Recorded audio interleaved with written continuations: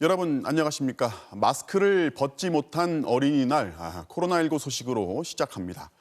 휴일이면 가장 북적이는 실내 공간이죠. 백화점 지하 식품 매장에서 확진자가 잇따르고 있습니다.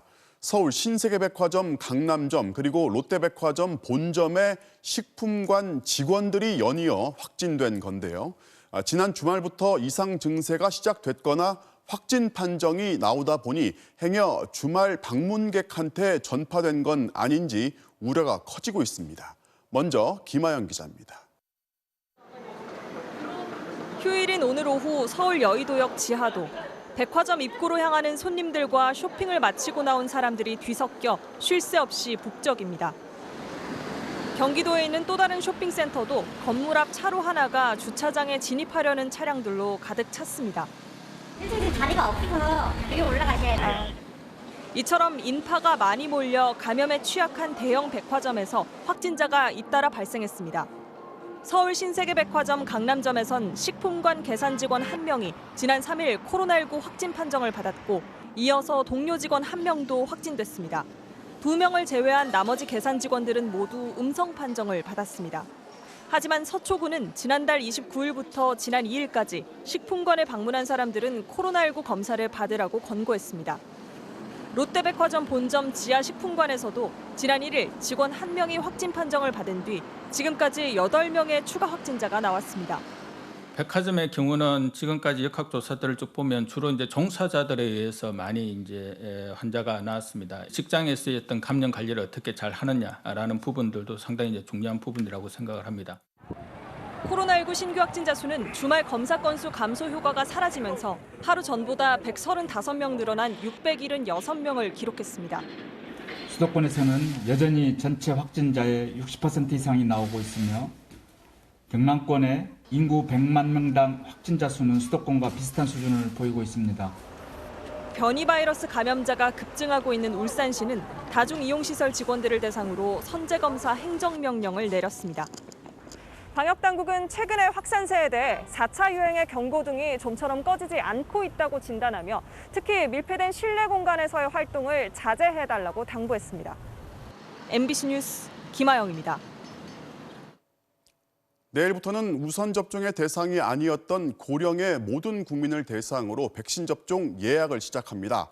당장 내일부터는 70에서 74세, 다음 주는 65세에서 69세 이런 식인데요. 어떻게 예약을 하고 또 언제 어디에서 접종을 하는지 김미 기자가 설명해 드립니다. 내일 오전 10시부터 70세 이상 75세 미만 어르신 210만여 명과 만성 중증호흡기 질환자 12,000명이 백신 1차 접종 예약을 할 수 있습니다. 모바일과 인터넷 사이트에서 접종 희망 날짜와 의료기관을 선택하면 됩니다. 질병관리청과 지자체 콜센터를 통해 전화로도 예약이 가능하며 주민센터에서도 도움을 받을 수 있습니다.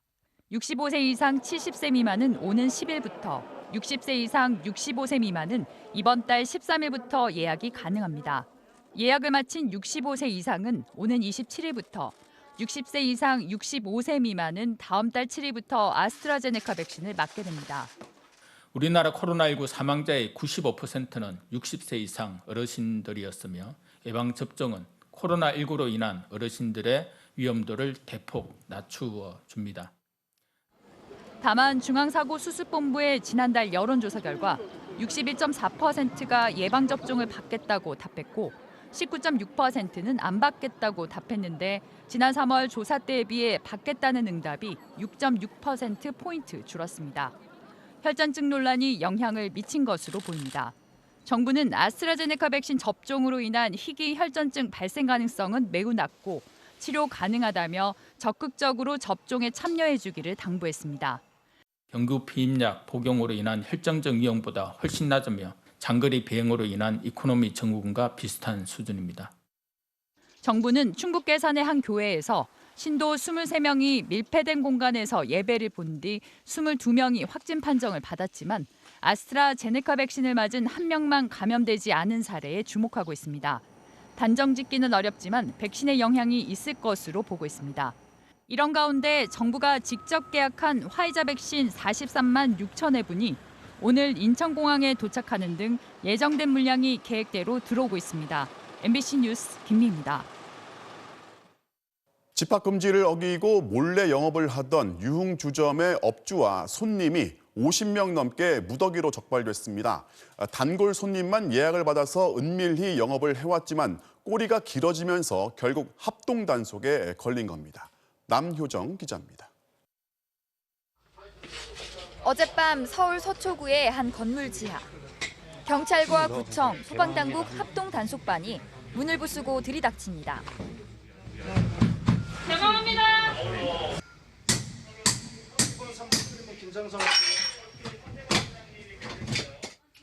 아무도 없는 것처럼 불이 꺼진 복도. 그러나 객실을 열어보니 손님들로 가득합니다. 여기 계신 분들 그대로 가만히 계시면 한 방에는 10명이 넘는 손님과 종업원이 모여 있고 테이블 위엔 술잔과 각종 술병, 안주들이 널려 있습니다. 술에 취한 한 남성 손님은 욕설을 하며 가게 밖으로 나가려고 합니다. 들어가 계세요. 확인해 드릴 테니까. 급기야 유리잔을 깨고 경찰을 폭행하기까지 합니다. 지금 경찰한테 뭐 하시는 거예요? 힘 쓰지 마시고. 이 업소는 이달 초 한 번 단속되고도 아랑곳하지 않고 몰래 영업을 강행해왔습니다. 건물 입구에서 계단을 조금만 내려오면 어젯밤 적발된 유흥주점이 나오는데요. 강제로 문을 개방해서 이렇게 문고리가 다 뜯겨 있습니다. 대로변 건물 지하에 있는 이 가게가 계속 영업 중이란 걸 주변에서는 몰랐습니다. 여기 혹시 사람들 지나다니는 거 보셨어요? 못 봤어요. 항상 닫혀있던데. 그 나는 안 연 줄 알았는데. 업소는 비밀 작전하듯 손님을 받았습니다. 예약된 단골 손님만 받았고 건물 밖에서 만난 손님을 직접 차에 태워서 지하 주차장으로 들어가는 방식으로 감시를 피했습니다. 결국 경찰이 잠복에 나서 손님이 출입하는 것을 확인한 뒤 다시 현장을 적발했습니다. 경찰은 적발된 53명의 손님과 종업원들을 구청에 넘겨 과태료를 부과하도록 하고 경찰에게 폭력을 행사한 남성은 공무집행 방해 혐의로 현행범 체포했습니다. 구청은 가게를 불법 운영한 사장인 60대 남성 이모 씨를 경찰에 고발했습니다. MBC 뉴스 남효정입니다. 어제 5개 부처 장관 후보자의 인사청문회를 마치고 야당이 후보자 3명의 반대 입장을 밝혔습니다. 반면 여당은 장관 업무 수행에 큰 문제가 안 된다는 입장입니다. 여야 모두 새 지도부를 꾸린 이후 전국에 주도권을 둔 첫 번째 대결인데요. 어떻게 흘러갈지 배주환 기자가 보도합니다. 국민의힘이 낙마 1순위로 꼽는 대상은 임혜숙 과기부 장관 후보자입니다. 가족 동반 해외 출장, 논문 내조 의혹 등을 두고 청문회 시작부터 이미 사퇴를 요구했습니다. 불명예를 떠안지 말고 스스로 그치를 결정하시길 바랍니다. 이 의혹이 한두 가지가 아닙니다. 이렇게. 하지만 민주당은 가족 동반은 관행이고 비용도 사비로 충당했는데 무슨 결격 사유냐며 야당의 부적격 논리가 빈약하다고 맞서 있습니다. 초청장에 가족 동반해도 됩니다. 이런 식의 문구를 달아서 오게 하는 경우도 꽤 있기 때문에 아마 이게 일반적인 학계의 관행의 가능성이 있다고 보는데. 임 후보자 외에도 국민의힘은 배우자의 도자기 대량 반입 의혹이 제기된 박준영 해수부 장관 후보자, 세종시 아파트 시세 차익 논란이 제기된 노영욱 국토부 장관 후보자도 부적격 대상에 올려놨습니다. 그러면서 이런 후보자를 낸 청와대와 민주당이 더 문제다. 지난 재보선 결과를 잊은 듯하다며 공세를 확대했습니다. 이에 대해 민주당 관계자들은 장관직 수행과는 무관한 의혹들이라며 국민의힘의 결정을 보고 대응하겠다고 해 청문 보고서 단독 채택 가능성을 열어뒀습니다. 재보선 이후 지도부를 새로 출범시킨 여야가 전국 주도권을 잡기 위해 처음으로 격돌한 만큼 국정 동력을 확보하려는 여당과 재보선 승기를 이어가려는 야당이 후보자 낙마 여부를 놓고 팽팽한 줄다리기를 벌이는 양상입니다. 국회는 내일 상임위원회별로 청문 보고서 채택 여부를 논의할 예정이지만 임혜숙, 박준영, 노형욱 후보자 3명은 여야의 입장 차이가 커서 진통이 예상됩니다. MBC 뉴스 배주환입니다. 김부겸 국무총리 후보자의 인사청문회는 내일과 모레 이틀 동안 열립니다. 자리가 자리인 만큼 현 정부의 정책부터 개인과 가족을 상대로 한 의혹까지 치열한 공방이 예상됩니다. 증인과 참고인이 20명이나 출석한다고 하는데요. 어떤 쟁점이 있는지 조국현 기자가 보도합니다. 김부겸 국무총리 후보자에 제기될 첫 번째 자격 시비는 라임펀드 특혜 의혹입니다. 김 후보자 딸과 사위를 위해 라임자산운용 측이 12억 원 상당의 맞춤형 특혜 펀드를 개설해줬다는 주장입니다. 김 후보자는 몰랐던 일이고 특혜도 전혀 아니라고 일축했습니다. 사위나 딸도 지금 현재 쉽게 하면 손해를 본 상태잖아요. 여러분들은 무슨 펀드 할 때 장인하고 상의합니까? 김 후보자의 반박에도 국민의힘은 라임 피해자 대표 등을 청문회 증인으로 채택하는 등 추가 검증 공세를 예고하고 있습니다. 김 후보자 부부가 지난 1996년부터 자동차세 등을 체납해 차량을 32번 압류당한 이력도 도마에 오를 전망입니다.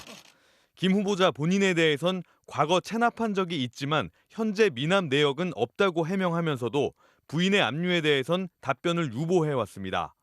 고 박원순 전 서울시장 성추행 피해자를 피해 호소 고소인이라고 불렀던 과거 발언은 물론 부동산 정책, 백신 수급 등 각종 국정 현안에 대한 김 후보자의 입장과 해법도 검증대에 오를 전망입니다.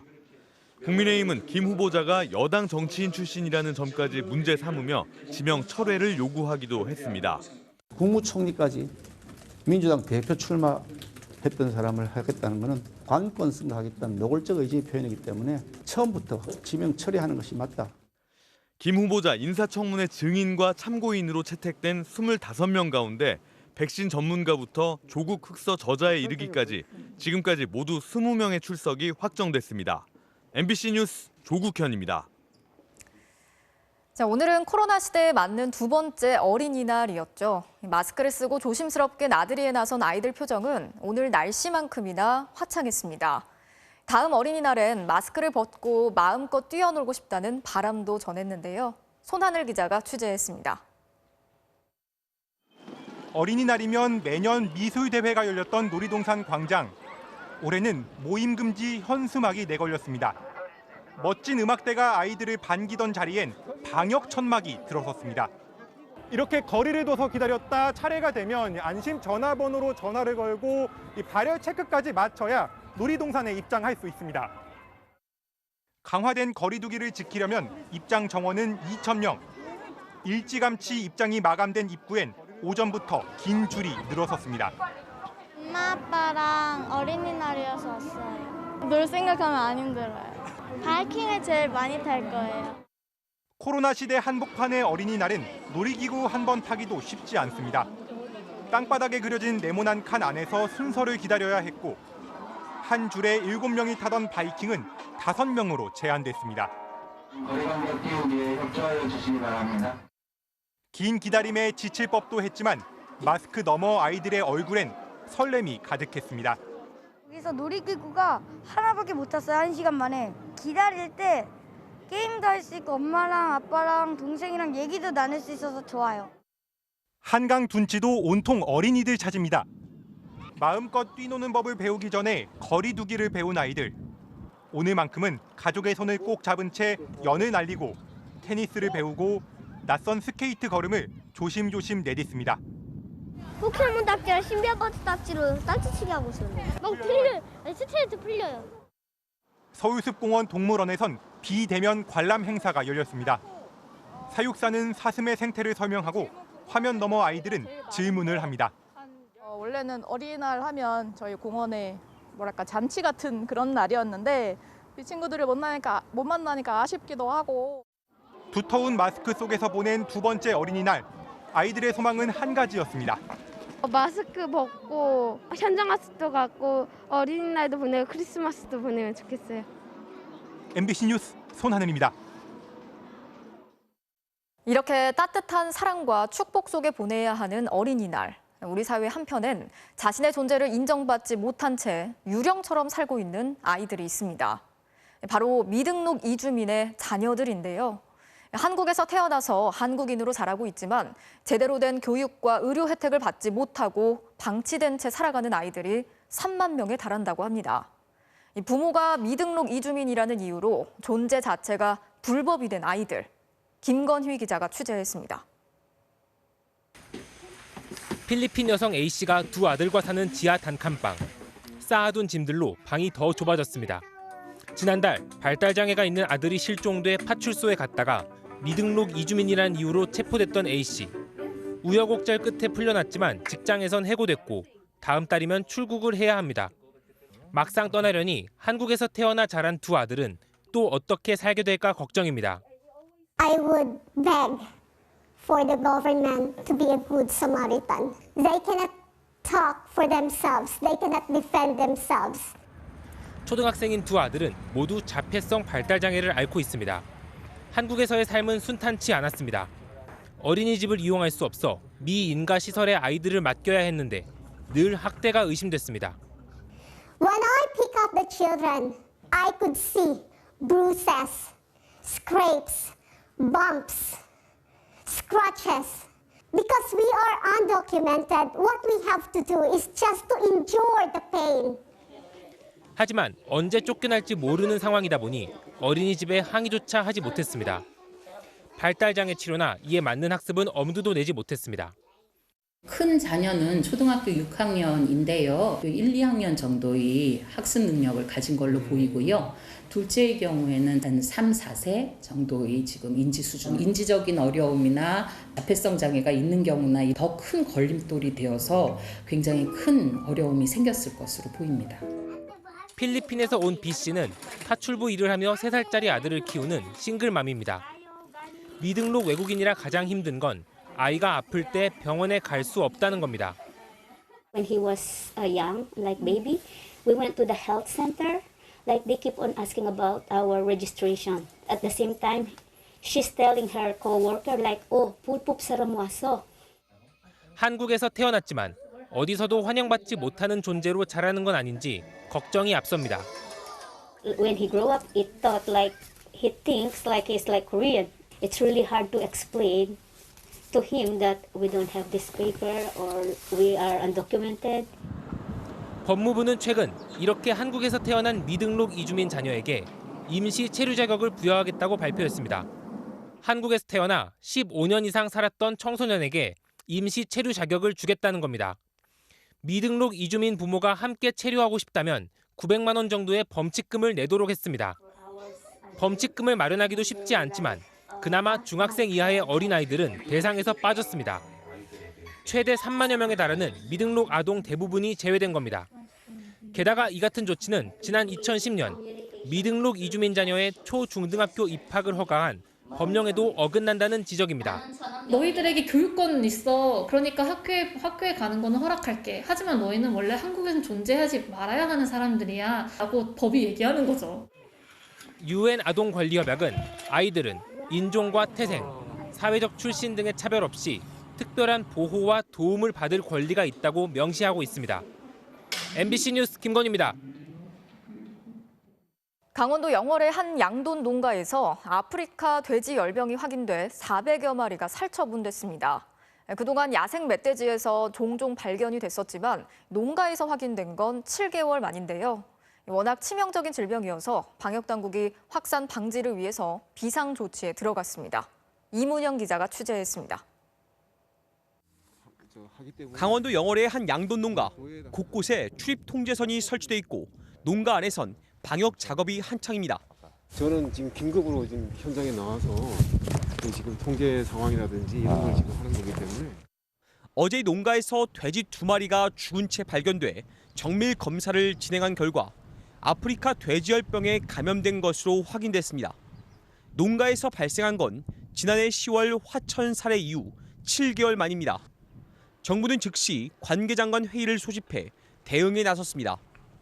우선 농가에서 키우던 돼지 401마리를 모두 살처분하고 반경 10km 내 양돈 농가 4곳에 대해 정밀 검사에 들어갔습니다. 경기, 강원, 충북 지역의 돼지 농장과 도축장, 축산시설과 차량에 대해선 48시간 동안 일시 이동 중지 명령을 내렸습니다. 사용자원을 총동원하여 통제 조소 및 거점별 소독시설의 운영 점검 등 현장 방역 조치도 철저하게 이행해 주시기 바랍니다. 방역 당국은 일단 야생 멧돼지에 의한 감염으로 보고 역학 조사를 벌이고 있습니다. 지난해 12월부터 영월에서 돼지 열병에 감염된 것으로 신고된 멧돼지 사체는 11마리. 지난 2월엔 해당 농가에서 불과 1.2km 떨어진 곳에서 발견되기도 했습니다. 최근 2년 동안 야생 멧돼지 발병 사례는 경기 600여 건, 강원 700여 건 등 1,400건이 넘습니다. 최근에 그 멧돼지가 좀 많이 나와가지고 양성개체가 나왔었거든요. 그런 거로 인해가지고 주변에 오염이 되지 않았나라는 생각을 가지고 있습니다. 아프리카 돼지열병은 전염력이 강한 데다 치명률도 100%에 달하지만 치료제나 백신은 없습니다. 지난 2019년 유럽과 아시아 지역을 강타해 우리나라에서는 45만 마리가, 중국에서는 수억 마리가 살처분됐습니다. MBC 뉴스 이문현입니다. 국내 2위 음식 배달 업체인 요기요가 인공지능을 내세워서 배달 기사들이 잠깐 화장실도 가지 못하도록 과도한 근무 경쟁을 붙이고 있다는 보도를 전해드린 바 있죠. 이번엔 교통사고를 당한 배달 기사가 사고 처리를 위해 휴식 시간을 썼는데 이마저도 바로 불이익을 받은 사실이 드러났습니다. 착취나 다름없는 요기요의 행태, 그리고 그걸 따라가지 못하는 제도의 허점을 김세진 기자가 취재했습니다. 요기요 기사인 K씨는 11일 전 오토바이 배달을 하다 차에 치였습니다. K씨는 발목을 다쳤지만 바로 배달에 복귀하겠다고 했습니다. 혹시라도 쉬었다가 등급이 떨어질까 봐 두려워서였는데 요기요는 사고 때문에 쉰 거니 그럴 일 없다며 이틀간 쉬고 나오라고 했습니다. 제가 일부러 계속 물어봤어요. 없다고 확고하게 얘기를 했거든요, 저한테. 저는 집에 가정이 있기 때문에 이걸로 생계 유지하고 있는데 그러면 2등급 때문에 더 힘들어져요. 하지만 쉬고 나온 K씨의 등급은 바로 2등급으로 떨어졌습니다. 요기요에선 인공지능 AI가 배달기사들의 근무 평점을 매겨 등급을 부여하는데 2등급으로 떨어지면 일감을 잡기 힘들어 월 수입이 수백만 원씩 줄어들기도 합니다. K씨가 쉬라고 해서 쉬었는데 왜 등급을 떨어뜨렸냐고 항의하자 요기요는 인공지능이 하는 일이라 모른다고 답했습니다. 아니 거절도 안 했고 100%까지 유지했고 2등급이 됐다. 이거는 말이 안 되는 거잖아요. 이 판단의 기준은 저희가 알 수가 없어요, 저희도. 지난 3월 오토바이 사고를 당한 기사 J씨도 마찬가지. 요기요가 사고 수습을 위해 쉬어도 된다고 해 쉬고 나왔더니 등급이 2등급으로 그리고 다시 4등급으로 떨어졌고 J씨는 결국 벌이가 끊겨 배달 일을 그만둬야 했습니다. 서버 자체가 독일 거다. AI가 하는 거라서 우리도 어쩔 수 없다. 항의해봤자 돌아오는 답변은 우리는 모른다고 해요. 기사들이 교통사고를 당해도 잠시만 쉬고 바로 나와 배달을 소화하는데 왜 등급을 떨어뜨리냐고 문의하자 요기요는 인공지능이 판단한 등급은 수정이 불가능하고 그 기준도 밝힐 수 없다고 답했습니다. 화장실 문제도 마찬가지. 일주일에 딱 6분 화장실을 가느라 쉰 것만으로도 등급이 떨어지기 때문에 기사들이 용변도 참고 일한다는 MBC 보도에 대해 요기요는 AI의 판단이라 어쩔 수 없다는 답만 되풀이할 뿐 아무런 개선책을 내놓지 않고 있습니다. 너무나 저 모습이 처참한 겁니다. 화장실 가려고 하는데 콜이 또 들어와가지고 화장실을 진짜 엄청나게 배가 아프고 그래도 참고 할 때. 하지만 AI의 판단이라 어쩔 수 없다는 요기요는 MBC가 K씨를 취재하기 시작하자 K씨를 다시 1등급으로 올려줬습니다. 안 된다고 하시지 않아요? 원래는 저희가 배치번호 변경을 하지 않는데 변경으로 좀 진행이 됐던 것 같더라고요.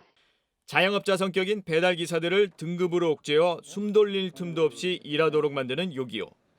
요기요 같은 플랫폼 업체들이 늘 내세우는 건 AI지만 이런 행태는 유럽은 물론 미국에서도 철퇴를 맞고 있습니다. 스페인에선 기업들이 쉬쉬해온 AI 알고리즘을 공개하라는 법이 만들어졌고 미국에선 바이든 정부 노동부 장관이 플랫폼 종사자들을 근로자로 인정해 노동법을 적용하는 방안을 추진 중입니다. 반면 우리나라는 거꾸로 가고 있습니다. 2달 전 발의된 플랫폼 종사자 보호법. 인공지능 알고리즘과 관련해 회사 측이 영업상 비밀이라고 주장해 인정될 경우 공개하지 않아도 된다고 명시해나 벌써부터 우려가 제기되고 있습니다. 알고리즘이라는 게 사람이 하는 것보다 더 지독하고 치열하게 스스로 쥐어짜도록 만드는 기제인데 투명하게 공개가 되지 않는다면 노동자들 입장에서는 그 부분에 대해서 문제 제기를 할 수도 없고 그것이 공정한지 생각해 볼 수가 없습니다. 요기요는 제기된 문제점들에 대해 배달기사들의 고충을 파악한 뒤 개선할 부분이 있는지 검토해 보겠다고 밝혔습니다. MBC 뉴스 김세진입니다. 의류 시장이 요동치고 있습니다. 동대문 시장의 네온 사인이 상징하는 길 위의 매장이 아니라 온라인으로 가게를 옮기고 있는 겁니다. 그러지 않고는 버틸 수가 없습니다. 물론 유행이 그렇다고는 하지만 누군가를 쓰러뜨리고 있는 변화, 먼저 얼마나 어떻게 변하고 있는지 노경진 기자가 현장 취재했습니다. 밀리오레, 두산타워, 그리고 APM. 1990년대 말 백화점보다 큰 건물들이 잇따라 동대문에 들어서면서 의류 시장의 성지가 됐습니다.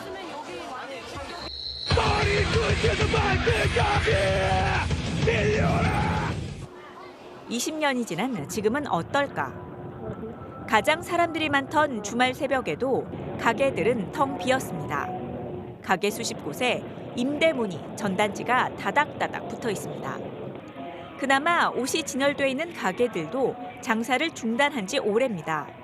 월급이 안 나니까 직원을 못 쓰니까 이런 데 처음 비요 언니. 그리고 여기 언니 20년 만에 이렇게 비는 게 처음이에요 언니. 이런 자리 한 번도 빈 적이 없거든요. 코로나19로 손님들 발길이 끊겼습니다.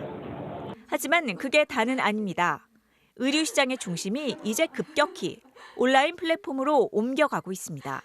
오프라인이 이제 많이 죽었어요. 뭐 별 방법을 다 쓰더라고요. 아예 그냥 실시간으로 방송을 하면서 그런 식으로 하는 분들도 많이 계시고 그래서 저희도 이제 좀 해보자. 텅 빈 가게들에는 손님 대신 스마트폰을 들고 실시간 방송을 하는 사람들이 눈에 띕니다. 라이브 커머스입니다. 방송으로 옷을 소개하고 직접 입어보고 옷을 팝니다. 중국인들도 많습니다. 인플루언서를 뜻하는 왕흥들이 실시간 방송을 하면서 스마트폰을 통해 중국인들에게 옷을 팔고 있습니다.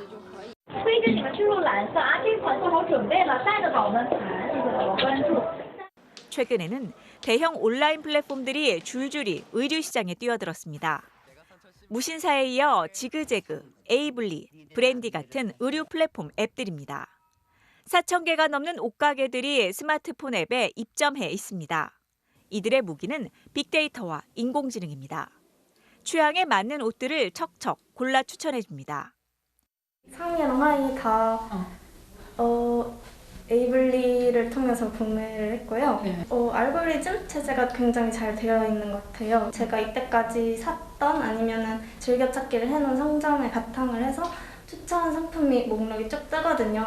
저의 취향이나 패션을 분석을 해줘가지고 주요 고객들은 MZ세대라고 부르는 10대부터 30대까지의 젊은 층입니다. 또래들 가운데 의류 플랫폼 앱 하나 안 쓰는 친구가 없을 정도입니다. 고등학교 3학년 때인가?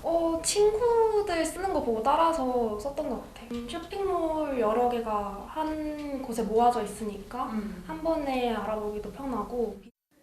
이 의류 플랫폼 기업들은 이미 옷 시장을 장악했습니다. 가장 먼저 시장에 진출한 무신사의 지난해 거래액은 1조 2천억 원. 그 뒤를 지그재그와 에이블리, W컨셉, 브랜디가 잇고 있습니다. 5개를 합하면 거래 규모는 3조 원입니다. 최근에는 대기업들이 뛰어들었습니다. 지그재그는 카카오가 1조 원에 인수했고 W컨셉은 신세계가 2,700억 원에 인수했습니다. 네이버도 브랜디에 100억 원을 투자했습니다.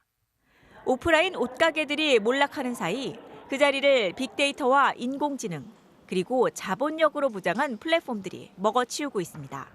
MBC 뉴스 노경진입니다. 매장 돌면서 눈요기 하는 재미가 줄기는 했지만 소비자로선 편해졌습니다. 하지만 옷가게들은 속을 끓이고 있습니다. 바로 온라인 업체의 갑질 횡포 탓입니다. 그리고 그 피해는 결국 소리 없이 소비자한테 흘러가고 있습니다. 이어서 서유정 기자가 취재했습니다. 대구의 한 옷가게. 코로나19로 손님이 끊기자 1년 전 의류 플랫폼에 입점했습니다. 오프라인은 사람들이 안 다니기도 하고 한 곳에서는 모든 고객을 잡을 수 없으니까 최대한 여러 곳에서 고객을 모으려고 한 거죠. 하지만 돈을 벌지 못했습니다. 이 옷가게의 매출표입니다. 한 장에 22,900원짜리 바지, 원가는 11,000원입니다. 여기에 플랫폼 입점 수수료로 2,970원이 빠집니다. 30% 할인 쿠폰비 6,870원도 입점 업체가 부담합니다. 택배비 3,000원도 입점 업체가 내야 합니다. 남는 게 없습니다. 오히려 940원 손해입니다. 수수료가 먼저 빠지겠죠. 그다음 배송비가 빠질 거고 뭐 쿠폰도 있으면 쿠폰도 빠질 거고요. 오히려 손해보는 경우도 있긴 하죠. 의류 플랫폼에 입점하는 수수료는 평균 26.7%, 백화점 수수료만큼 높습니다. 그나마 5.5%로 가장 수수료가 낮은 지그재그도 4월부터 변동 수수료 체계로 바꿨습니다.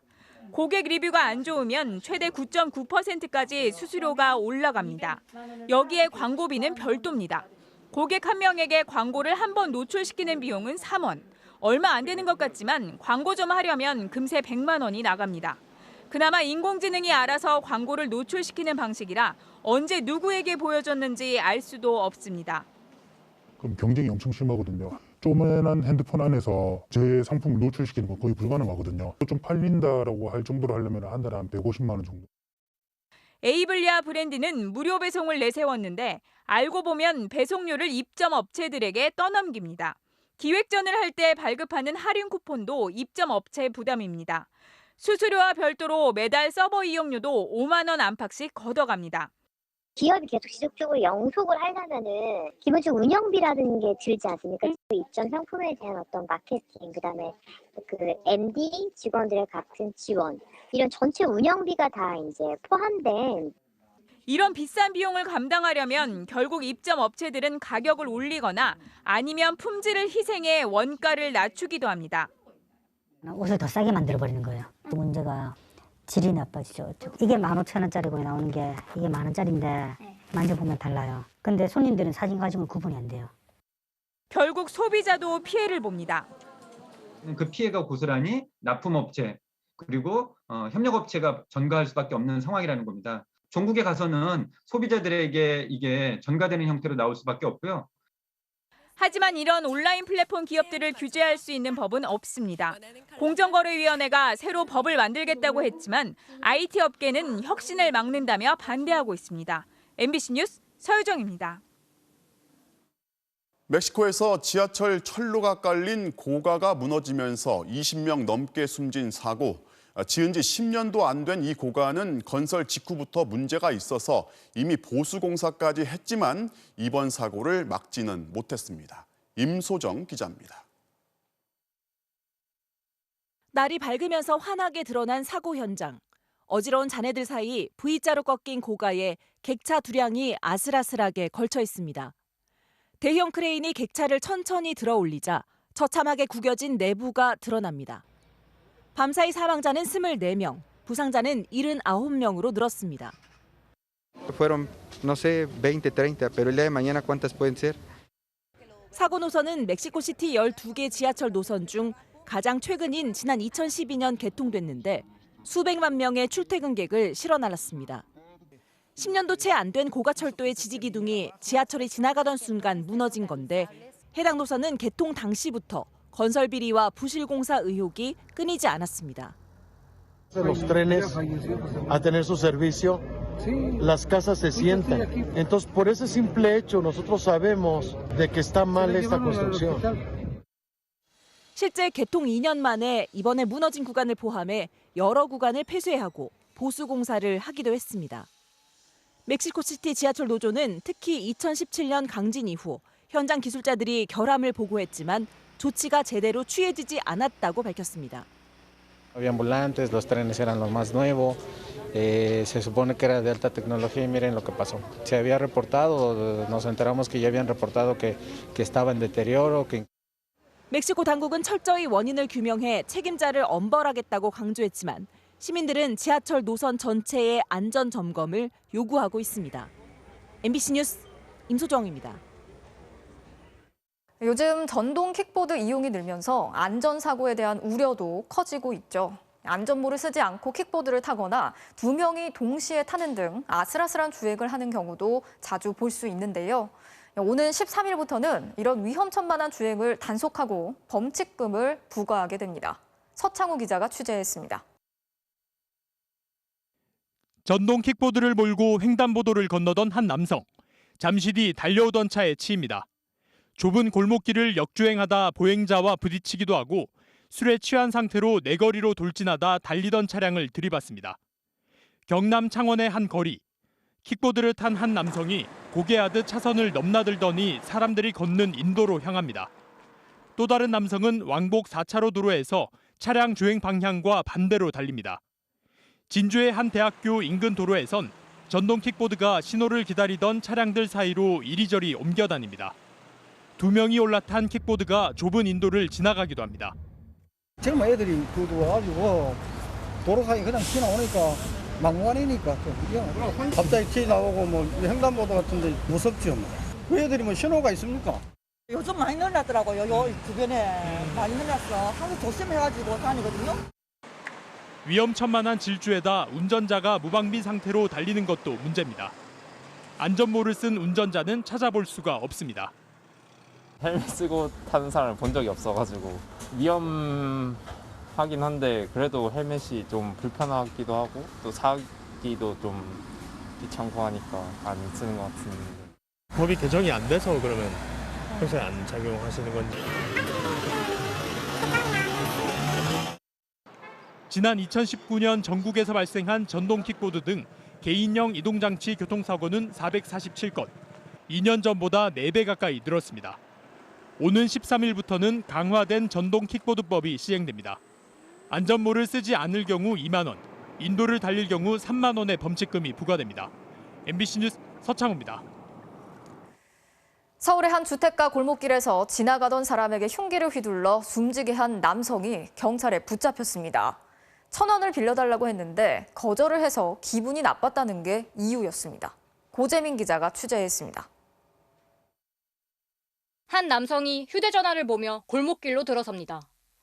10여 분 뒤 구급차가 도착하더니 조금 전 골목에 들어간 남성이 들것에 실려 나옵니다.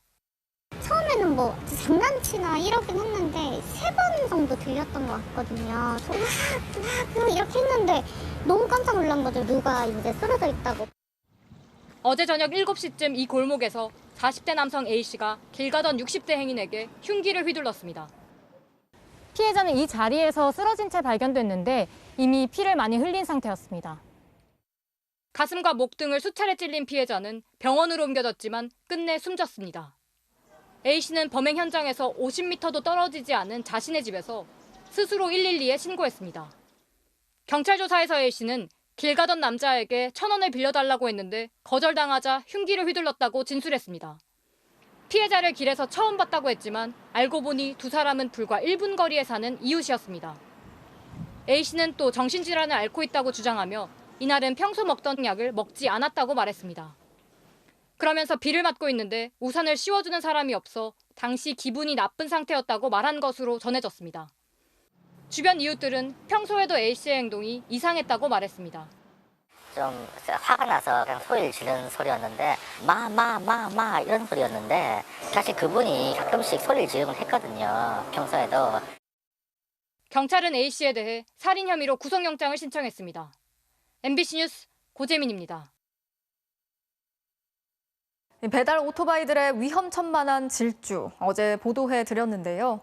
오토바이 기사들이 이렇게 속도에 목을 매는 이유는 배달 시간이 수익과 직결되기 때문입니다.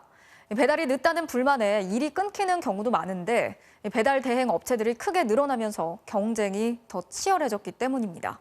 이다형 기자가 취재했습니다. 지난 3일 광주광역시의 한 도로, 좌회전 신호가 아닌데도 좌회전을 하고 빨간불을 무시한 채 무섭게 질주한 배달기사들이 경찰 단속에 잇따라 적발됩니다. 신호위반은 감사합니다. 벌점 15점에 범칙금 4만 원입니다. 열화장님 50점입니다. 안전모도 벗어던지고 내달리는 배달기사들을 경찰이 온몸으로 막아섭니다. 비슷한 시각 한 주택가, 오토바이 한 대가 겨우 지날 정도의 틈을 비집고 좁은 골목을 빠르게 내달린 배달기사는 부랴부랴 배달 음식을 전합니다. 안녕하세요. 네, 맛있게 드세요. 무겁습니다. 네, 고맙습니다. 오토바이 기사들이 위험한 질주에 나서는 이유는 배달 시간이 수익과 직결되기 때문입니다. 통상 매장 서너 곳을 들러 음식을 받아가야 하고 10분 안에 한 건씩 배달을 마쳐야 합니다. 배달 속도가 늦다는 평가를 받으면 해당 음식점과 거래가 끊길 수 있습니다. 2개, 3개, 많게는 4개까지는 가능합니다. 너무 빠르다고 무리수인데 그래서 이제 사고 위험이 제일 크죠. 오토바이 기사들은 배달 한 건으로 대략 3,000원을 받아 10% 정도를 수수료로 뗍니다. 그런데 실적을 못 채우면 손실이 날 수도 있습니다. 평소 배달 기사들은 업체로부터 배기량 125cc 정도의 오토바이를 빌려 쓰는데 보험료까지 포함해 한 달 80만 원 안팎을 내야 하기 때문입니다. 그래서 더 빠르고 위태롭게 달립니다. 리시비를 한 달에 따져버리면 거의 80만 돈이에요. 저희 하루 일당 정도 생각한다면 최소한 저희는 속도를 낼 수밖에 없는 상황입니다. 코로나19로 배달 물량이 급증한 지난해부터 대행업체 숫자가 더욱 늘어나면서 배달 기사들은 극한 경쟁으로 내몰리고 있습니다. MBC 뉴스 이다현입니다. 국내에서 코로나19 백신 접종이 시작된 지도 어느덧 2달이 지났죠. 1차에 이어 2차 접종까지 모두 마친 사람도 30만 명이나 됩니다. 이 백신 접종을 완료한 사람들의 삶은 어떻게 달라졌을까? 2차까지 접종을 마친 103세 어르신 부부를 조희영 기자가 만나봤습니다. 올해 103세인 장재걸 할아버지와 아내 90세 김종화 할머니. 백신 2차 접종을 마친 노부부는 요즘 산책을 편하게 나옵니다. 진짜 날짜가 좋네. 날을 잘 잡았어. 결혼한 지 70년 된 노부부는 코로나19가 시작되자 젊은 시절 유행했던 전염병, 콜레라를 떠올렸다고 말합니다. 1947년 콜레라가 있어요, 콜레라. 그거는 걸리게 되면 2시간마다 죽어. 구토설사에서 예방주사도 없었어, 그때는. 코로나는 그렇게 무섭진 않잖아요. 너무 오래 사니까 다 겪었죠. 콜레라와는 달리 백신이 있는 코로나19. 워낙 고령이다 보니 백신 접종 전엔 자녀들이 걱정하기도 했지만 주저하지 않았습니다. 주사 맞을 적엔 그전엔 뭐 좋다 나쁘다 뭐 말도 많았는데 4월 2일 날 우리 두 노인네가 맞았거든. 혹시나 이상이 없나 하고 이제 좀 우할 속에 가졌는데 난 맞은 거 하나도 이상이 없어. 나는 하나도 없고. 이젠 가족 모두 모여 저녁 식사를 하는 날을 기대하고 있습니다. 손보려고 되면 빨리 코로나에 주사 빨리 맞아라. 알았어? 끝나게 되면은 저녁도 먹고 한번 보이자. 따끔합니다. 따끔. 지역 예방접종센터에서 백신을 접종하는 32살 나소라 간호사. 백신 2차 접종을 마치고 나서 환자를 대하기가 더 편해졌습니다. 저도 모르게 혹시라도 피해를 끼치지 않을까 그런 걱정을 좀 했었었는데요. 백신을 접종을 하고 나서 적어도 나 때문에 피해를 많이 주진 않겠구나라는. 백신을 맞으러 오는 다른 사람들도 하나같이 같은 심정입니다. 우리 딸, 우리 아들을 위해서 왔다고 다들 약간 주변을 위하고 가족을 위하고 그런 마음으로 오신 게 아닐까 싶습니다. 나이가 많아서 필수 의료 인력이어서 먼저 2차 접종까지 마친 사람들.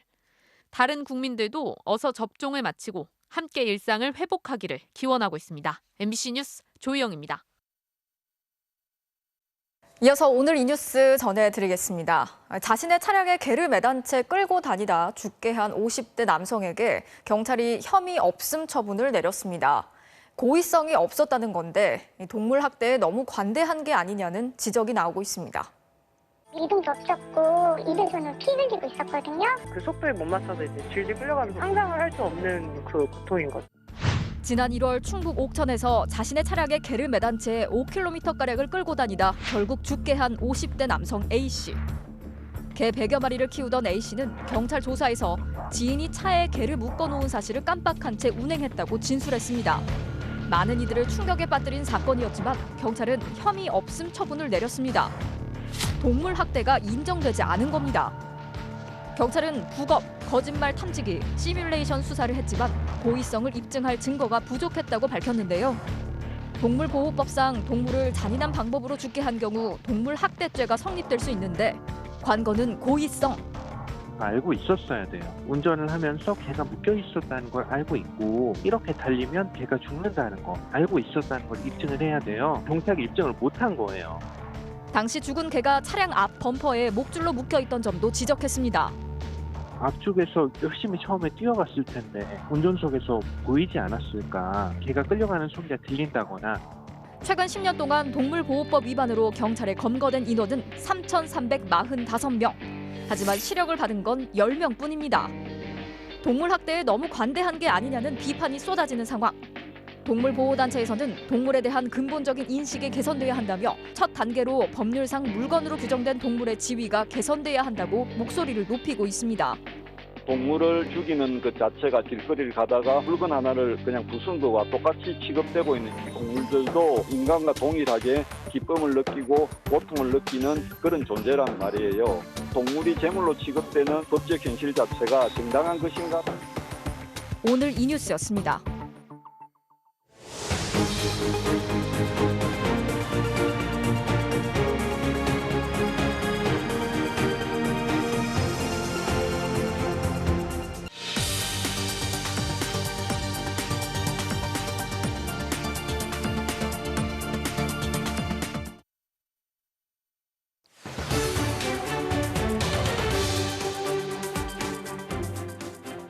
(2021년) 현재 세계를 쥐락펴락하는 가장 강력한 무기는 코로나19 백신입니다. 백신을 가득 쥔 강대국들은 이 백신으로 패권 싸움을 벌이고 있습니다. 먼저 코로나 발원지라는 오명이 새겨진 중국은 아직 국제사회 승인도 받지 않은 중국산 백신을 공짜로 지원해 주겠다면서 21세기판 백신 실크로드를 개척하고 있습니다. 먼저 베이징에서 김희웅 특파원이 보도합니다. 지난해 6월 중국과 인도의 국경지대, 군인들의 난투극으로 중국군은 4명이, 인도는 20명이 목숨을 잃었습니다. 外军溃不成军，抱头逃窜，丢下大量越线和伤亡人员，付出了惨重代价。 인도는 중국군이 철못이 박힌 쇠막대와 삼국지에 등장하는 언얼도까지 휘둘렀다고 비난했습니다. 시진핑 주석 사진을 모욕하는 반중 시위까지 번졌습니다. 국경 분쟁에 남아시아 주도권을 두고 60년 앙숙이었던 중국과 인도. 그런데 최근 인도의 코로나가 무섭게 번지자 중국이 재빨리 백신을 지원하겠다고 나섰습니다. 印度外长苏杰生发了慰问电，表明了中方愿尽最大的努力来支持印方抗击新一轮的疫情。 인도 주변 5개 국가에도 백신을 무상 제공하겠다고 했습니다. 인도와 주변 국가들만이 아닙니다. 지난달에는 11일 태국, 12일엔 필리핀, 15일엔 아프리카 모리셔스까지 毛里求斯外交部长、卫生部长等亲赴机场迎接，双方还在机场举行疫苗交接仪式。 중국은 이렇게 전방위 백신 지원을 하면서 상당수 국가들의 2013년부터 야심차게 추진해온 1대1로 협력을 조건으로 걸고 있습니다. 1대1로는 중국을 중심으로 중앙아시아와 유럽, 아프리카 지역의 경제를 연결하는 21세기판 신실크로드 사업입니다. 이 때문에 중국이 백신을 무기로 미중 패권 전쟁에서 중국 편에 설 것을 강요한다는 비판도 나옵니다. 여기에 중국산 백신에 대한 불신과 일부 국가의 반중 감정이 겹쳐서 중국의 백신 외교가 순탄치만은 않습니다.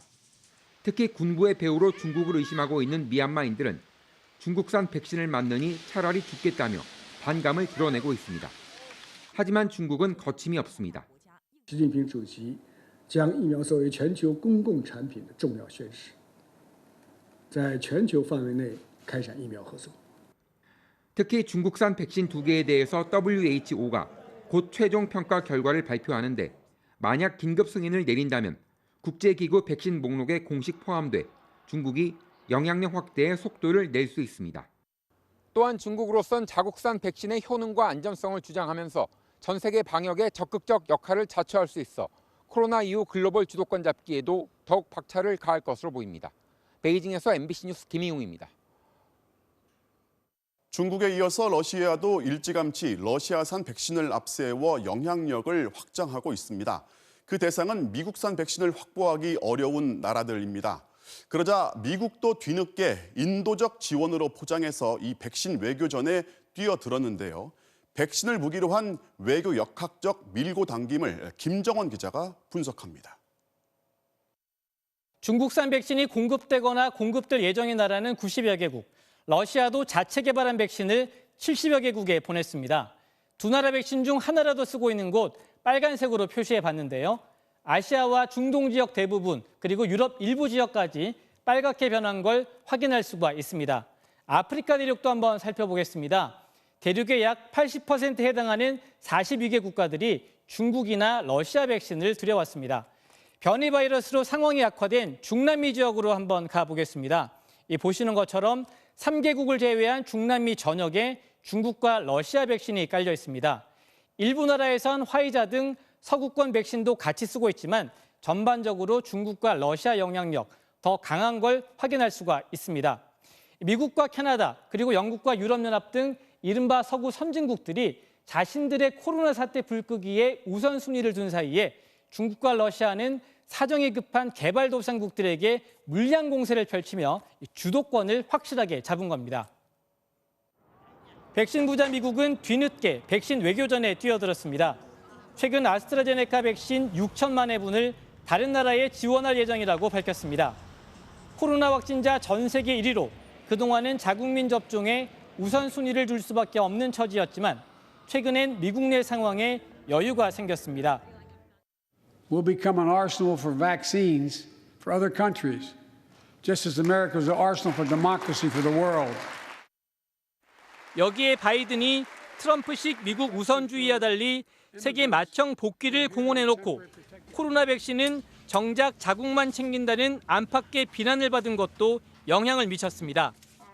Some countries are racing to vaccinate their entire populations while other countries have nothing. Self-defeating. 미국이 손을 내민 첫 지원 대상은 인도. 일단 2천만 회분을 보내기로 했습니다. 인도가 코로나의 전 세계 화약고가 된 상황에서 인도주의적 차원의 지원이라는 점을 강조했습니다. Countries to continue to work even more closely together to help deal with what is a truly global challenge.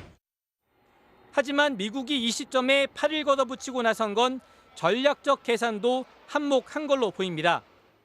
인도는 미국의 우방국으로 일본, 호주와 함께 중국 견제에 속뜻이 담겨 있는 4개국 협의체 쿼드의 중추 국가 중 하나이기 때문입니다. 미국 정부는 아예 백신 특허권 자체를 일시적으로 풀자는 논의도 제약회사들과 시작했습니다. The pharmaceutical companies should be supplying at scale and at cost to the entire world so that there is no barrier to everyone getting vaccinated. 하지만 중국은 미국의 인도에 대한 코로나 백신 지원 소식에 환영은커녕 정치적인 의도가 깔려 있다며 반발하고 나선 상황입니다. 我们要继续反对将病毒标签化以及把疫情政治化的图谋。 이에 대해 WHO를 비롯한 국제기구는 백신을 무기로 한 강대국들의 패권 전쟁을 비판하면서 코로나와의 전쟁에서 승리하려면 백신 특허권을 풀고 전 세계가 손을 잡아야 한다고 촉구했습니다. MBC 뉴스 김정원입니다. 이맘때면 심해지는 꽃가루 알레르기, 기후 변화로 인해서 해마다 환자들이 증가하고 있다고 합니다. 기온 상승으로 꽃가루의 발생 기간과 양이 늘었기 때문인데요. 김민욱 기자가 자세한 내용 전해드리겠습니다. 경기도 구리 아차산. 바람이 불자 등산로 입구의 소나무에서 마치 연기가 피어오르듯 노란 가루가 뿜어져 나옵니다. 소나무 꽃가루인 송앗가루입니다. 봄만 되면 심해지는 꽃가루. 4월 중순부터 참나무, 그리고 5월 초에는 소나무 꽃가루가 비염 환자들을 괴롭힙니다. 이 시기가 가장 저한테는 사계절 중에서 가장 힘든 시기죠. 콧속에 피가 자꾸 섞여 나와요. 그래서 이게 최근에 가서 더 심해졌구나 것을 제가 좀 느끼는 거 있습니다. 제주도의 삼나무숲. 우리나라에서 기후변화를 가장 먼저 느낄 수 있다는 제주도에서는 이 삼나무가 문제입니다. 일제강점기 이후 많은 수가 심어졌는데 이 삼나무가 이제는 겨울이 채 끝나기 전부터 꽃가루를 내뿜습니다. 꽃가루가 가장 심한 날의 농도는 30배 이상 짙어졌습니다. 제주도민들에게 있어서는 거의 일상적인 질환이 지금 되어 있습니다. 그래서 어떤 의미에서는 질환이 아니라고 생각할 정도로 많은 분들이 비염으로 고생하고 있습니다. 알레르기 비염 환자는 매년 늘고 있습니다. 진료를 받은 경험이 있는 사람은 2015년 이후 5년 동안 약 80만 명 늘었습니다. 전문가들은 기후변화로 더운 날씨가 길어진 데다 대기 오염까지 겹쳐 꽃가루 발생 기간과 양이 늘면서 비염 환자도 늘어난 것으로 보고 있습니다. 한양대 연구팀에 따르면 1998년 꽃가루는 3월 5일에 시작해 6월 7일 끝났지만 2019년엔 2월 15일에 시작해 7월 5일에 끝났습니다. 22년 동안 꽃가루 시작 일자는 빨라지고 끝나는 시기는 늦어지면서 발생 기간이 46일 늘어난 겁니다. 전 세계적으로 매년 0.9일씩 꽃가루가 일찍 날리기 시작한다. 그 얘기는 환자들이 꽃가루에 노출될 수 있는 찬스가 더 많아진다는 거죠. 꽃가루의 독성도 심해졌습니다. 독성을 일으키는 단백질의 그 양이 20년 전에 비해서 훨씬 강하게 나타나는 걸 알 수 있습니다. 최근 독일에서는 꽃가루가 많이 발생하는 시기에 코로나19 환자가 증가한다는 연구 결과도 나왔습니다. 꽃가루가 인체의 항바이러스 물질 분비량을 줄이기 때문이라는 겁니다. 기후위기가 서서히 우리의 건강을 위협하고 있습니다. MBC 뉴스 김민욱입니다. 5.18 민주화운동 당시 계엄군에게 희생된 어린이 고 전재수 군. 영면 당시 사진이 없어서 묘비에 무궁화만 새겨져 있었는데요. 가족들의 노력으로 생전 사진이 발견되면서 41년 만에 얼굴을 되찾았습니다. 우종훈 기자가 취재했습니다. 지난 1980년 5월 24일 광주 진월동 한 마을에서 계엄군의 총탄에 맞아 숨진 고 전재수 군. 당시 11살로 초등학교 4학년생이던 전 군은 생전 사진이 없어 묘지에 무궁화 그림만 새겨져 있었습니다. 4살배기 행방불명자를 제외하고 희생자 가운데 가장 나이가 어려 5월에 막내로 불렸던 전 군이 41년 만에 얼굴을 되찾았습니다. 최근 전 군 아버지의 유품을 정리하던 과정에서 사진이 발견돼 묘비에 얼굴을 새길 수 있게 된 겁니다. 티 없이 맑은 어린이의 모습으로 돌아온 전 군의 선명한 모습에 묘비를 쓰다듬던 유족들의 눈시울이 붉어집니다. 그래도 이제라도 내 동생 얼굴을 나한테 보여주게 돼서 감사드립니다. 전 군과 같이 사진 한 장이 없어 묘지와 봉안소에 무궁화 사진만 남긴 희생자는 49명입니다. 모든 묘비에 전재수처럼 사진을 붙여주는 것을 간절히 바라고요. 살아있었다면 50대 중년의 나이가 되었을 5월의 막내 고 전재수 군. 41년 동안 누리지 못했던 어린이날에 얼굴을 되찾게 된 전 군은 드디어 영면에 들게 됐습니다. MBC 뉴스 우종훈입니다. 과거사 문제로 한일 관계가 냉각된 상황에서 정의용 외교부 장관과 일본 모테기 외무상이 첫 만남을 가졌습니다. G7 회의가 열리고 있는 런던에서 과거사 현안을 두고 대화를 나눴는데 일단 입장차만 확인했습니다. 손영 기자가 전해드리겠습니다. 정의용 외교장관과 일본 모테기 도시미스 외무상이 앤토니 블링컨 미국 국무부 장관을 사이에 두고 어색하게 앉아 있습니다. 런던 G7 외교개발 장관회의에 참석한 한미일 외교수장들이 한자리에 모인 건데 지난 2월 취임한 정의용 장관이 모테기 외무상을 만난 건 이번이 처음입니다. 미국 측의 제안으로 성사됐습니다. 최근 마무리된 미국의 대북 정책 세부 내용을 공유하고 삼국의 공조 방안에 대해 의견을 나눴습니다. 북한의 완전한 비핵화를 목표로 북한을 대화 테이블에 앉힐 방안을 주로 논의했습니다. 3자 회담 이후 한일 외교장관은 자리를 옮겨 20여 분간 양자 회동을 가졌습니다. 외교부는 정 장관이 일본의 후쿠시마 오염수 방류 결정의 우려와 반대 입장을 명확히 전달했고 모테기 외무상은 일본군 위안부 피해자 관련 판결에 대한 일본 측 입장을 설명했다고 밝혔습니다. 이에 대해 정 장관은 일본 측의 올바른 역사인식 없이는 과거사 문제가 해결될 수 없음을 강조했다고 외교부는 덧붙였습니다. 양국 장관은 G7 환영만찬에서도 여러 사안에 대해 오랜 시간 의견을 나눴고 현안 해결을 위해 긴밀한 소통을 지속해 나가기로 했다고 외교부 당국자는 전했습니다. 과거사 갈등 이후 일본 측은 전화 통화조차 거부해왔고 이번 만남도 적극적이지 않았던 것으로 전해졌습니다. 미국에는 미국의 압박이 있다고 생각합니다만 큰 의미를 두기는 어렵습니다. 한일 양국 간의 불신의 축적이 있어가지고 이것을 쉽게 해소하지 못하고 있는 상태고 각자의 입장이 너무 강합니다. 이번 회동으로 한일 대화의 물꼬는 텄지만 서로의 입장차를 앞으로 어떻게 줄여나갈지가 관건입니다. MBC 뉴스 손영입니다.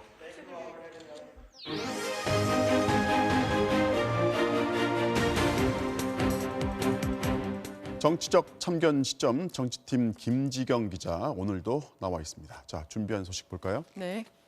경선 연기론 솔솔 이재명의 선택은인데 원래 민주당의 대선 경선 그 일정이 9월인데 이걸 연기하자는 거죠? 네, 그렇습니다. 민주당 당원에 대선 180일 전까지 후보자를 뽑게 돼 있어서 오는 9월 10일까지는 대선 후보를 결정해야 합니다. 그런데 2달쯤 일정을 미뤄서 국민의힘과 함께 11월에 경선을 실시하자는 얘기가 당에서 나오고 있습니다. 네. 네, 그리고 수도권의 한 재선 의원의 말인데요. 현재 1등인 이재명 지사 쪽 빼고는 모두 연기가 필요하다는 생각이라고 말했습니다. 지금 일정대로라면 민주당은 100m를 달리는데 국민의힘은 50m를 달리는 꼴이라 힘이 빠진다 이렇게 주장을 했습니다. 그러니까 후보를 검증하는 공세에 시달리기만 하고 더 늦게 선출되는 야권 후보 주목도만 높여줄 거란 얘기입니다. 또 11월쯤 집단 면역이 달성되면 대면 경선도 가능하지 않겠냐 이런 이유도 들었습니다. 자, 이제 앞에 언급이 됐는데 이재명 지사 쪽 빼고 경선 연기에 다들 찬성한다는 거는 사실입니까? 먼저 민주당 경선만 생각을 해보면 이재명 지사는 지금 지지율 1위니까요. 당원대로 9월에 후보를 뽑는 게 좋습니다. 하지만 다른 주자들은 이 지사를 따라잡을 시간이 필요하고 경선을 늦출수록 유리하다는 점에서 이해관계가 엇갈립니다. 그렇지만 다른 주자들도 대놓고 경선을 연기하자고 주장하지는 않고 있습니다. 두 전직 총리의 말입니다. 네. 경선 연기론에 대해서 원칙은 존중돼야 한다고 생각합니다. 정권 재창출을 하기 위해서는 전략과 전술이 필요할 것이고 또 좋은 정책도 필요할 텐데 이런 부분에 대해서는 당 차원에서 알아서 판단하면 되고 선수들은 주어진 룰에 따라서 최선을 다하면 되는 거다라고 하는 게 제 입장입니다. 네, 여기서 정권 재창출을 위해서 전략과 전술이 필요하다. 정세균 전 총리의 이 말은 경선 일정 재검토의 필요성을 배제하지 않은 것으로 보입니다. 자, 그런데 이제 민주당 지도부가 경선 일정을 바꿀 가능성이 실제로 있습니까? 조심스럽긴 하지만 송영길 대표는 모든 것을 열린 자세로 논의할 수 있다면서 여지를 남겼습니다. 들어보시죠. 다시 국민의 힘을 얻어 정권을 창출하는 것입니다. 거기에 맞게 모든 것들은 열린 자세로 논의할 수 있다. 그러나 지금 이것은 분란이 돼서는 안 되고 특정인을 또 불이익을 주거나 배제하거나 아까 말씀드린 대로 자기한테 유리하게 룰을 바꾸거나 이런 것은 안 된다. 네, 분란만 일으키지 않으면 다시 말해서 주요 후보들이 동의한다면 경선 일정을 조정할 수 있다는 뜻으로 보입니다. 자, 현재 1등 이재명 지사 입장에서는 뭐 일찌감치 경선을 마무리하는 게 좋다고 생각을 할 텐데 입장이 어떻습니까? 네, 우선 이재명 지사의 공식 입장부터 들어보시죠. 네. 일각에서 대선 경선 연기론 계속 뭐 상식과 원칙에 따라서 하겠지요. 당이 정하면 우리야 따라야죠. 뭐. 네, 당이 정하면 따르겠다는 거지만 이 지사 캠프 안에서는 경선 연기는 명분도 없고 특별히 정권 재창출에 유리하지도 않다면서 강하게 반대하고 있습니다. 다만 게임 규칙을 놓고 후보들끼리 다투는 모습을 보이면 모두 큰 상처를 입을 수 있다 보니까요. 공개적인 언급은 피하고 있습니다. 조만간 당에서 최종 결론을 내려야 할 텐데 워낙 민감한 사안이라서 파장이 만만치 않을 것으로 보입니다. 네, 다음 소식 보겠습니다. 네. 미국과는 황교안, 국민의힘은 거리두기인데 황교안 전 미래통합당 대표죠. 자, 정치 행보로 미국을 갔어요. 네, 황교안 전 대표가 오늘 한미 동맹을 위해서 할 수 있는 일을 하겠다면서 출국했습니다. 먼저 그 모습부터 보시겠습니다.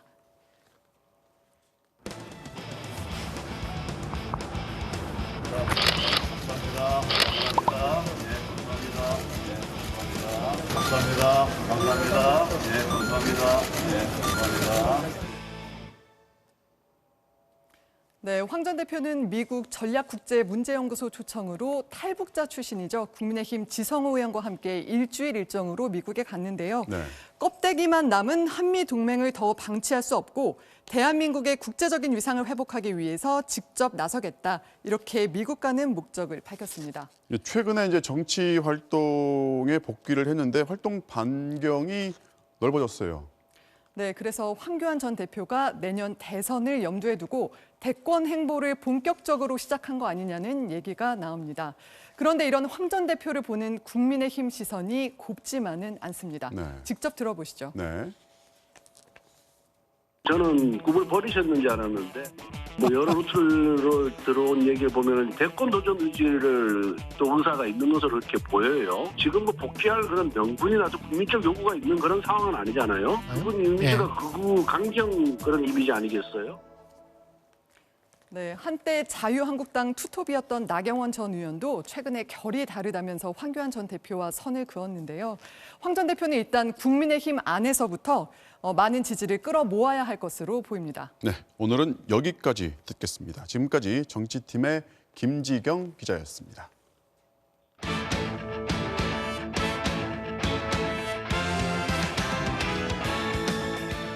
수요일 밤 스포츠 뉴스입니다. 어린이날을 맞아 전국 5개 구장에서 프로야구 경기가 열렸는데요. 다시 야구장을 찾은 어린이들은 설렘을 감추지 못했습니다. 송기성 기자입니다. 지난 시즌 코로나19로 어린이날에 무관중으로 개막했던 프로야구. 올해는 아이들의 반가운 웃음소리와 함께 어린이날 경기가 열렸습니다. 엄마 아빠 손을 잡고 야구장을 찾은 아이들. 함께 캐치볼을 하고 새로 유니폼도 사고 여기에 사인볼까지 받은 아이들은 더 큰 기쁨을 누렸습니다. 그래도 가장 큰 선물은 역시 직관입니다. 작년 어린이날에는 무관중이라 못 왔어요. 집에서 TV로 봤어요. 저도 설레고 되게 좋을 것 같고 이길 것 같아요. 야구장에서 좋아요.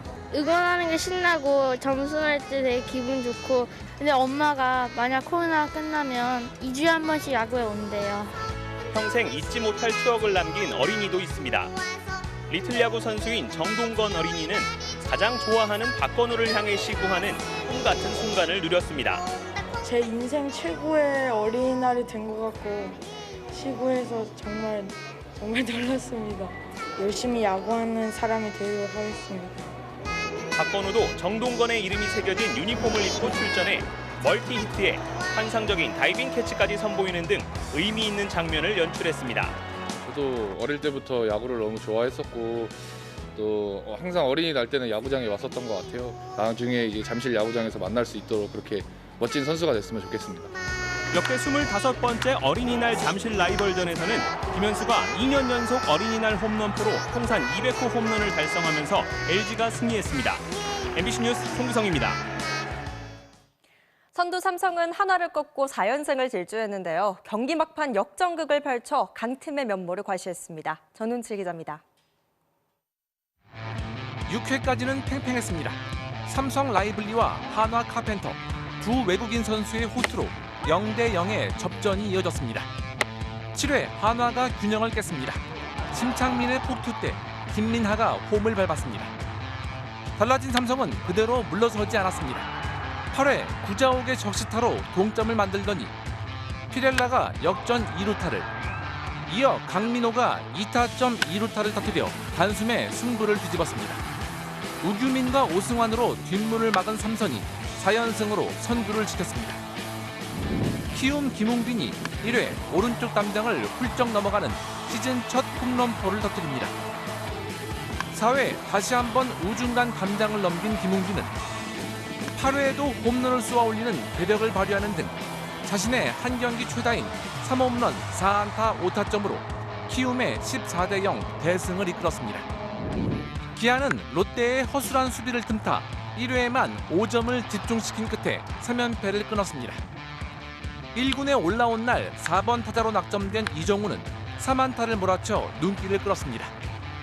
SSG는 8회 터진 정의윤의 말루포에 힘입어 NC를 꺾었습니다.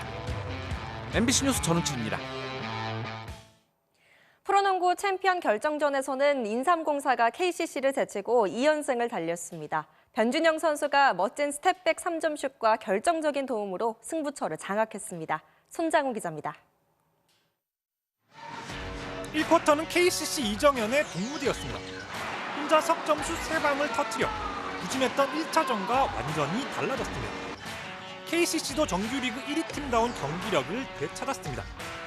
끈질긴 수비와 속공이 살아나 전반 한때 10석점까지 앞섰습니다.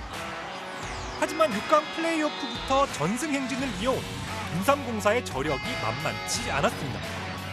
이재도와 오세근을 앞세워 3쿼터 역전에 성공했습니다. 그리고 4쿼터 변준영이 주인공으로 나섰습니다. 그림 같은 스텝백 석점슛 2방을 터뜨려 KCC의 추격을 따돌렸습니다. 상대 중심을 무너뜨린 드리블에 수비 머리 위로 꽂아 넣은 정교한 슈팅까지. 이 순간만큼은 자신의 롤모델인 NBA 스타 어빙을 연상시킬 정도였습니다. 변준영은 한 점 차로 쫓기던 종료 24초 전 결정적인 패스로 오세근의 골밑슛을 도와 끝까지 코트를 지배했고, 이정현의 마지막 슈팅이 빗나가면서 인삼공사가 2연승을 거뒀습니다. 감독님한테 제발 서서 쏘라고 혼나고 있긴 한데, 근데 또 오늘처럼 이런 중요할 때 넣어가지고 감독님이 이제 스텝백 쏴도 뭐라 안 할 것 같습니다.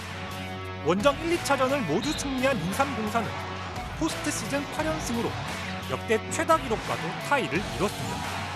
MBC 뉴스 홍장원입니다. 남미컵에서 나온 감각적인 뒤꿈치 어시스트입니다. 골 넣은 선수보다 더 기분 좋을 것 같죠? 수요일 밤 스포츠 뉴스였습니다.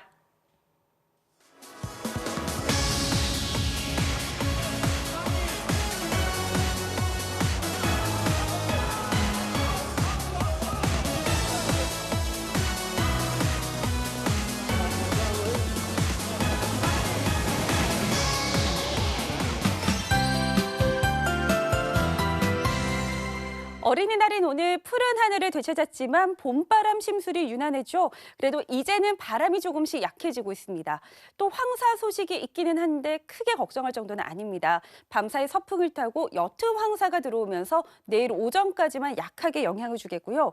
전국의 미세먼지 농도는 보통 수준을 유지하겠습니다. 기온도 적당히 오르겠는데요. 오후에는 따스한 햇살이 가득 퍼지면서 서울이 23도 등으로 오늘보다 더 따뜻하겠습니다. 단 해가 지면 금세 서늘함이 감돌겠습니다. 낮과 밤의 기온 차이가 20도 안팎으로 무척 크게 벌어지니까요. 옷차림 잘 해주셔야겠습니다. 이어서 자세한 지역별 내일 날씨 보시죠. 밤사이 기온이 크게 떨어지면서 경기 동부나 충북 북부 내륙을 중심으로는 서리가 내리거나 물이 어는 곳이 있겠고요. 강원 산지는 내일 새벽까지 바람이 강하게 불겠습니다. 아침 최저 기온은 오늘보다 3도에서 8도가량 떨어지겠는데요. 서울 10도, 안동 6도, 전주 8도가 되겠고요. 낮 최고 기온이 오늘보다 오르면서 서울 23도, 강릉 26도, 대구와 광주 25도까지 오르겠습니다. 금요일인 모레 아침부터 낮 사이 서울 등 대부분 지방에 비가 한 차례 지날 전망입니다. 날씨였습니다. 5월 5일 뉴스데스크 마치겠습니다. 오늘도 함께해 주신 여러분 고맙습니다.